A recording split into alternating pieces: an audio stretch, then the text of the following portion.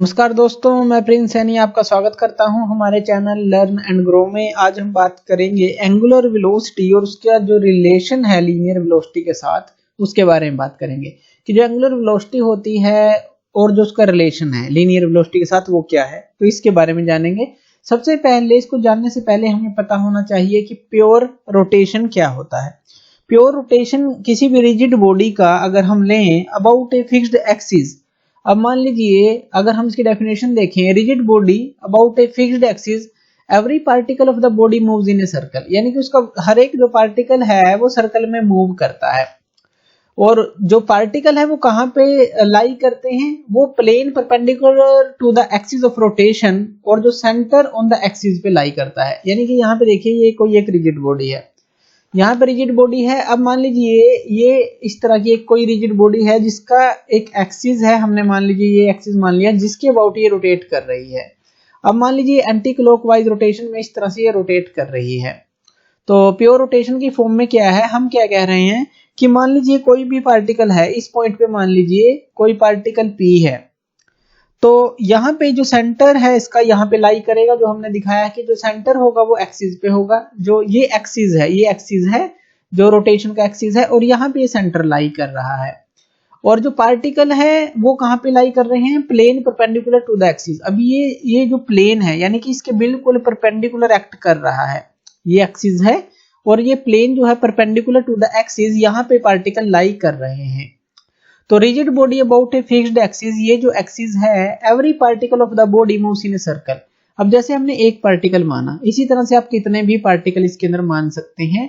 वो जो है एक सर्कल की फॉर्म ही लेंगे जब ये रोटेट करेगी बॉडी, क्योंकि हर एक कोई छोटा सर्कल लेगा, कोई पार्टिकल कोई बड़ा सर्कल लेगा, लेकिन चलेंगे तो सभी एक सर्कल में। तो ये जो होता है प्योर रोटेशन हमारा होता है। तो यहाँ पर जो है हमने ये जेड एक्सिस जो है ये दिखाया है कि ये हमारा एक्सिस है, फिक्स्ड एक्सिस है, जहां पे ये बॉडी रोटेट करेगी, इस तरह से हमने दिखाई है। और यहाँ पे अगर हम देखें तो हम इसको दो एक्सिस के अंदर यहाँ पे भी डिस्क्राइब कर देते हैं कि ये एक्स एक्सिस है, और इसी तरह से इस तरफ जो है ये हम मान लेते हैं कि ये वाई एक्सिस है। तो इस तरह से हम मान लेते हैं।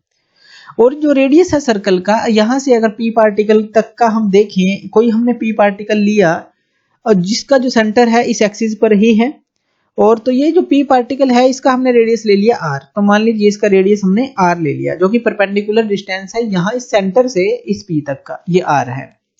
अब जो लीनियर वेलोसिटी होगी, मान लीजिए इस पॉइंट p तक के, तो हमने ले लिया ये परपेंडिकुलर डिस्टेंस r ले लिया। अब जो लीनियर वेलोसिटी वेक्टर होगा v, तो वो कहाँ पे होगा, वो हमारा होगा बिल्कुल इस पॉइंट के टेंजेंशियल। तो बिल्कुल टेंजेंशियल ये पॉइंट के होगा, तो ये क्या होगा हमारा, ये होगा हमारा वेलोसिटी वेक्टर। तो ये हो गया हमारा वेलोसिटी वेक्टर। हम इस तरह से इसको शो करेंगे, इस पॉइंट P से बिल्कुल टेंजेंशियल हमने शो कर दिया। यानी कि जो टेंजेंट है सर्कल का एट पॉइंट P अगर हम देखें तो ये हमारा वेलोसिटी वेक्टर होगा। अब देखिए मान लीजिए कोई स्मॉल इंटरवल में कुछ समय बाद, मान लीजिए डेल टी बाद, कुछ स्मॉल टाइम बाद, ये जो पॉइंट P है वो एक दूसरे पॉइंट पर चला जाता है, क्योंकि ये तो घूम रही है।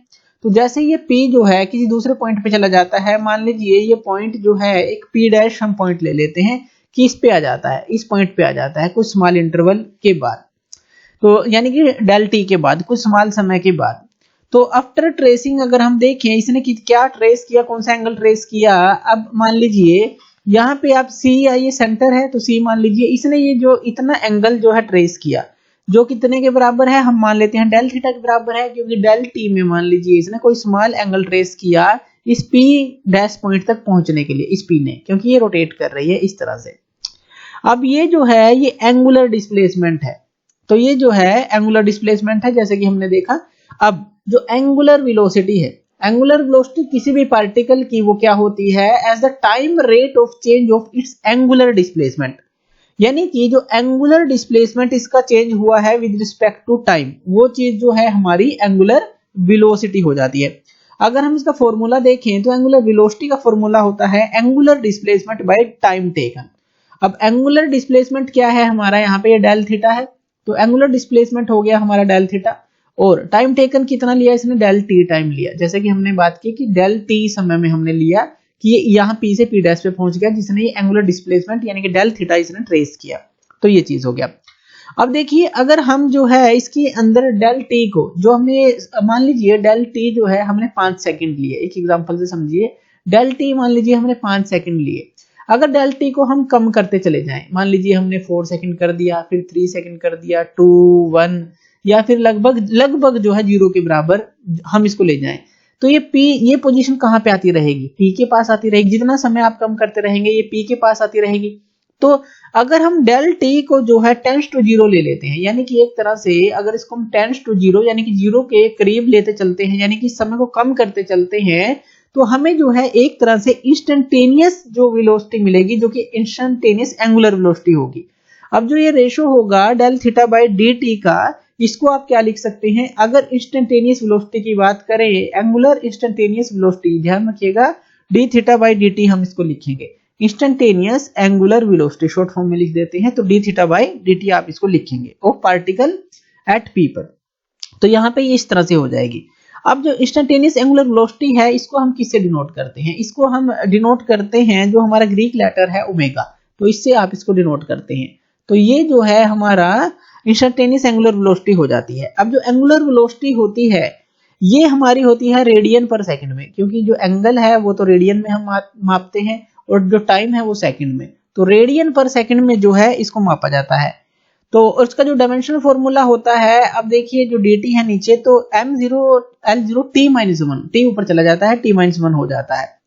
उसके बाद अगर हम इसके बारे में समझें तो एंगुलर वेलोसिटी एक वेक्टर क्वांटिटी होती है और जो इसकी डायरेक्शन होती है वो राइट हैंडेड स्क्रू रूल से दी जाती है। राइट हैंडेड स्क्रू रूल भी हम पढ़ चुके हैं पीछे जो लेक्चर्स हैं, उसको हम समझ लेते हैं। अब देखिए अगर हम बात करें फॉर एंटी क्लॉकवाइज रोटेशन की, अब मान लीजिए आपके पास कोई स्क्रू है, इस तरह से कोई स्क्रू है और ये जो है एंटी क्लॉकवाइज रोटेशन लेता है। एंटी क्लॉकवाइज रोटेशन यानी कि इस तरह से लेता है, आप इसको इस तरह से घुमाते हैं और ये जो है ऊपर की तरफ जो है अगर चलता है तो ओमेगा जो है अपवर्ड की तरफ रहेगी एंटी क्लॉकवाइज रोटेशन के लिए। इसको ऐसे समझिए कि मान लीजिए कोई भी पार्टिकल P है और वो जो है इस तरह से P' की तरफ जा रहा है और उसने कितना एंगल ट्रेस किया, डेल थीटा उसने एंगल ट्रेस किया। तो जैसे ये इस तरफ रोटेट कर रही है इस तरफ, अब ये क्या है, ये जो है ये एंटी क्लॉकवाइज डायरेक्शन है, तो जो ओमेगा होगा वो अपवर्ड डायरेक्शन में होगा। तो ये यहाँ पे ये कहना चाहता है कि जो ओमेगा होगा वो अपवर्ड डायरेक्शन में होगा। जैसे कि आप इसको अगर घुमाते हैं, इससे इस तरफ घुमाते हैं तो क्या होगा, ये ऊपर की तरफ जाएगा, क्योंकि जब आप स्क्रू को घुमाते हैं इस तरह से तो वो ऊपर की तरफ मूव करेगा। तो वही चीज यहाँ पे दिखाई गई है कि ये ऊपर की तरफ होगी जो ओमेगा है। इसी तरह से ये तो एंटी क्लॉकवाइज रोटेशन के लिए हमने लिया। जो क्लॉकवाइज रोटेशन है, अब क्लॉकवाइज रोटेशन यानी कि बिल्कुल इसकी उल्टी, ये जो स्क्रू था हमारा अगर ये क्लॉकवाइज रोटेशन में चले, यानी कि आप इसको इस तरह से घुमाएं इस तरह से, तो क्या होगा, जो हमारा ओमेगा होगा वो बिल्कुल विपरीत दिशा में होगा। विपरीत दिशा में यानी कि जो ओमेगा होगा वो नीचे की तरफ होगा। अब ओमेगा जो है वो डाउनवर्ड की तरफ होगा, यहाँ पे अपवर्ड की तरफ था, यहाँ पे जो है डाउनवर्ड की तरफ होगा। यानी कि जो P है, मान लीजिए ये जो P है और आप इसको ये जो P' है यहाँ पे ले लें, ये P' यहाँ पर आ जाए और इतना एंगल ये जो कवर करे। अब मान लीजिए ये डेल थीटा कवर करता है इस तरह से, तो यहाँ से यहाँ पर आया, यानी कि ये क्लॉकवाइज रोटेशन है, इस तरह से ये घूम रहा है, तो क्लॉकवाइज रोटेशन है और जो हमारा ओमेगा वो नीचे की तरफ एक्ट करेगा, यानी कि जो ओमेगा है ये नीचे की तरफ आने की कोशिश करेगा। तो यहाँ पे ये आप दिखा सकते हैं। तो इस तरह से एंटी क्लॉकवाइज रोटेशन और क्लॉकवाइज रोटेशन के लिए भी आप जो है ओमेगा को समझ सकते हैं कि अपवर्ड जो है एंटी क्लॉकवाइज डायरेक्शन में और डाउनवर्ड जो है क्लॉकवाइज डायरेक्शन में रहेगा। राइट हैंडेड स्क्रू रूल का हमने इसमें यूज किया है। अब जो रिलेशन है इनके बीच में वो देख लेते हैं, जो relation between angular velocity and linear velocity. अब देखिए जो हमने पीछे फिगर देखी थी, ये जो फिगर थी इसके अंदर हम दोबारा से जो पॉइंट है वो लिख लेते हैं।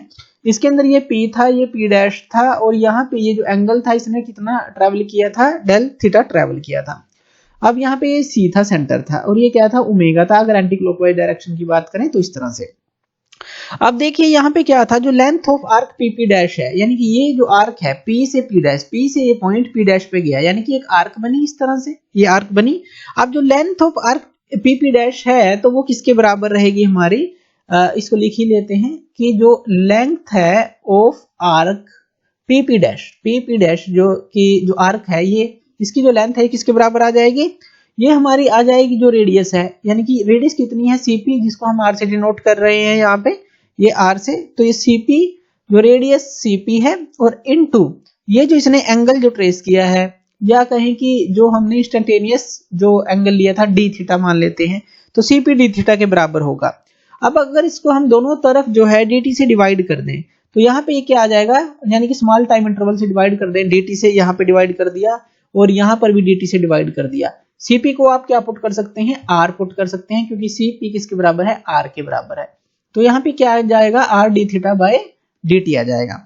अब यहाँ पे लेकिन जो PP डैश बाय dt है ये भी किसी चीज के बराबर है, ये किस चीज के बराबर है, PP डैश। अगर PP डैश बाय dt देखें तो वो होती है हमारी लीनियर वेलोसिटी।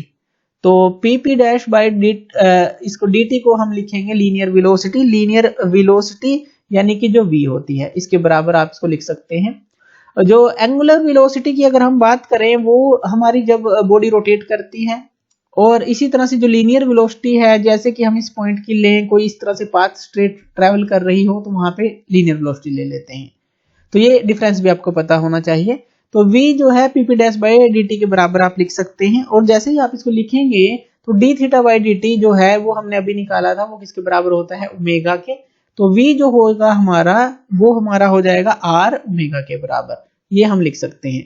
v तो आपने इसकी जगह पुट कर दिया, r इसकी जगह पुट कर दिया और इसकी जगह ओमेगा पुट कर दिया, v equal to r omega आप लिख सकते हैं। और अगर आप इसको वेक्टर फॉर्म में लिखना चाहें तो v क्या आ जाएगा हमारा, ओमेगा इंटू जो क्रॉस है r, इस तरह से आ जाएगा, इस तरह से आप लिख सकते हैं। अगर मान लीजिए कोई पार्टिकल है, ये तो हमने इतनी दूरी पे लिया, लेकिन अगर कोई पार्टिकल मान लीजिए इसी एक्सिस पे, उसी सेंटर पे हो, तो क्या होगा, तो एक्सिस जो है ये r क्या है, r किसके बराबर हो जाएगा, 0 के बराबर हो जाएगा, क्योंकि ये p हमने यहाँ पे ले लिया बिल्कुल सेंटर पे, तो r 0 के बराबर हो जाएगा।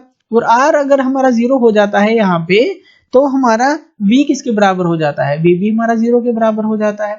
v 0 के बराबर है, यानी कि पार्टिकल तो मूव कर ही नहीं रहा, वेलोसिटी है ही नहीं उसके पास, तो पार्टिकल जो होगा अगर एक्सिस के ऊपर होगा तो वो स्टेशनरी होगा। तो इसको आप बोल सकते हैं कि ये जो होगा वो स्टेशनरी रहेगा। अगर वो सिर्फ यहीं पे रहेगा, इसी एक्सिस पे हो, तो वो तो मूव नहीं करेगा, जैसे p तो मूव कर, यहाँ हो यहाँ हो यहाँ हो, ये मूव करेगा। लेकिन अगर यहाँ पे आ गया तो वो मूव नहीं करेगा, क्योंकि r जो है डिस्टेंस सेंटर से, वो तो आपने यहीं पे ले लिया, 0 ले लिया। तो इस तरह से आप कह सकते हैं कि जो ये वेरीफाई करता है कि जो एक्सिस है वो तो फिक्स रहता है, क्योंकि स्टेशनरी हमने दिखाया कि कोई पार्टिकल अगर यहाँ पे होगा। अब देखिए जो बॉडी है, जो ये कोई भी रिजिड बॉडी है, अगर हम बात करें, जो पार्टिकल है बॉडी के, जैसे हमने p की बात की, वो एक रेवोल्यूशन कंप्लीट करेंगे एक साथ। यानी कि मान लीजिए ये एक्सिस है और यहाँ पे ये सारे पार्टिकल हैं, इस तरह से ये पार्टिकल हैं, कितने भी पार्टिकल ले लीजिए। अब ये जो सारे पार्टिकल हैं वो एक टाइम पे ही तो अपना रोटेशन कंप्लीट करेंगे, चाहे कितने भी पार्टिकल हैं, कितनी ही दूर दूर है।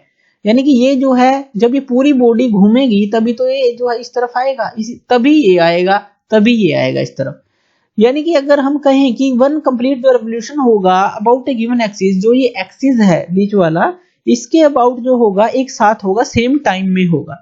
इसीलिए जो टाइम पीरियड होता है हमारा, जिसको हम t से डिनोट करते हैं, सभी पार्टिकल का वो सेम रहेगा। और जो हमारा ये ओमेगा होता है, इसको हम लिखते हैं 2π/t, इसको भी हम 2π/t इस तरह से इस फॉर्मूले में शो कर सकते हैं। तो ओमेगा 2π/t जो है सभी पार्टिकल के लिए जो है सेम रहेगा। तो यहाँ पे ये आप कह सकते हैं कि t जो है ऑल पार्टिकल के लिए सेम रहेगा, इसीलिए जो ओमेगा है 2π/t जो है सभी पार्टिकल के लिए सेम रहेगा। तो ये जो है केस, अगर हम बात करें, जो हमने बात की कि एक तो है हमारे पास प्योर रोटेशन का केस, जो हम ले रहे हैं प्योर रोटेशन यानी कि जो सभी पार्टिकल है एक साथ अपना पाथ कंप्लीट कर रहे हैं। तो ये हमें समझना होगा कि अगर जैसे कि प्योर ट्रांसलेशन है जो हमने बात की, तो सभी पार्टिकल जो बॉडी के हैं वो सेम लीनियर वेलोसिटी के साथ मूव करते हैं। इसी तरह से प्योर रोटेशन के अंदर क्या होगा, सभी पार्टिकल जो बॉडी के सेम एंगुलर वेलोसिटी मूव करेंगे। ये थोड़ा ध्यान दीजिएगा, प्योर रोटेशन के अंदर हमें सर्कल की बात करनी है कि वो घूम रहे हैं, ट्रांसलेशन के अंदर हमें बात करनी है इस तरह से कोई चीज मूव कर रही हो स्ट्रेट पाथ, तो ये सेम लीनियर वेलोसिटी के साथ मूव करेंगे। और ये जो सेम है एंगुलर वेलोसिटी के साथ मूव करेंगे, क्योंकि ये एंगल बनाएंगे, इस सेंटर से कोई ना कोई एंगल ये बनाते चलेंगे। तो यहाँ पे ये ध्यान दीजिएगा।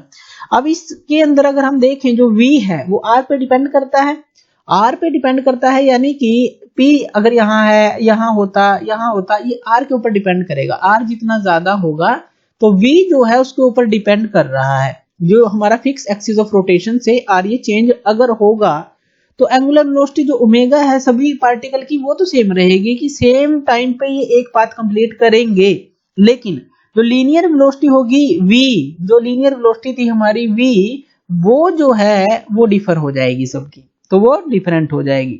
तो इन चीजों का हमें ध्यान रखना है। और जो रोटेशन है अबाउट ए फिक्स्ड एक्सिस, अगर हम बात करें तो डायरेक्शन है एंगुलर वेलोसिटी ओमेगा की वो चेंज नहीं होगी विद टाइम।